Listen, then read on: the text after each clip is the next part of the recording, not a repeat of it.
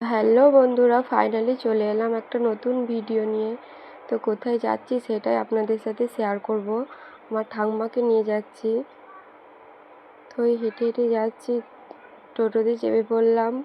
ঠাম্মারাও সবাই চেপে পড়েছে। মা কাজে গেছে, মা ওই দিক থেকে আসবে। মা বললো যে তোরা এগো আসতে, দিয়ে মা তারপরে আসবে।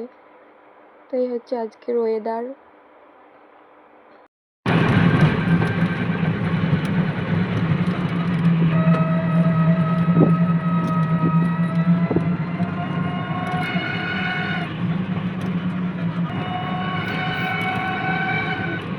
তো বসে বসে একটু ভাবছিলাম যে আমার ঠাম্মা ভালো হয়ে যাবে তো, কি জানি কি হবে, তবুও যাই, একটু দেখে আসি। সবাই যাচ্ছে, অনেক দূর থেকে আসছে, সেই জন্যই ভাবলাম আমার ঠাম্মাকে একটু নিয়ে যাই। এই হচ্ছে বুনকো। তো এখান দিয়েই যাচ্ছি এখন। এই হচ্ছে শিব মন্দির, খুবই সুন্দর একটা জায়গা, এখানে মেলাও বসে। এই হচ্ছে ঠাম্মা, ঠাম্মাকে নিয়ে যাচ্ছি। আজকে ঠাম্মাকে নিয়েই ভিডিওটা করলাম। ঠাম্মা জানি না কোনোদিন ভালো হবে কি না হবে, তবুও একটু চেষ্টা করছি। অনেক জায়গায় দেখেছি ঠিক হয়নি, তো ভাবলাম এখানেও নিয়ে চলে যাই। তাই ভাবতে ভাবতে যাচ্ছিলাম, ওয়েদারটাও একটু দেখছিলাম, ভাবছিলাম যাই, দেখি যদি ঠিক হয়ে যায়।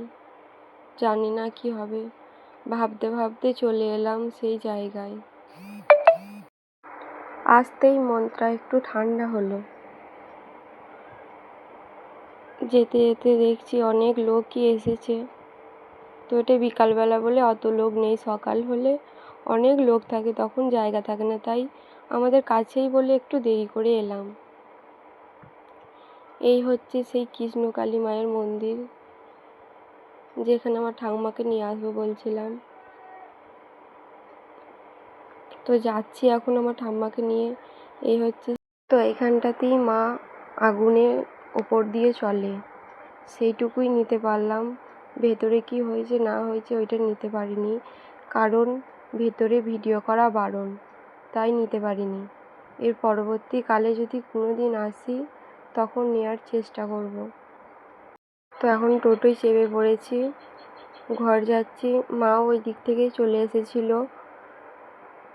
মা, আমি, বুনি, ঠাম্মা সবাই আছি। তো মায়েদের সাথে একটু গল্প করতে করতে যাচ্ছিলাম।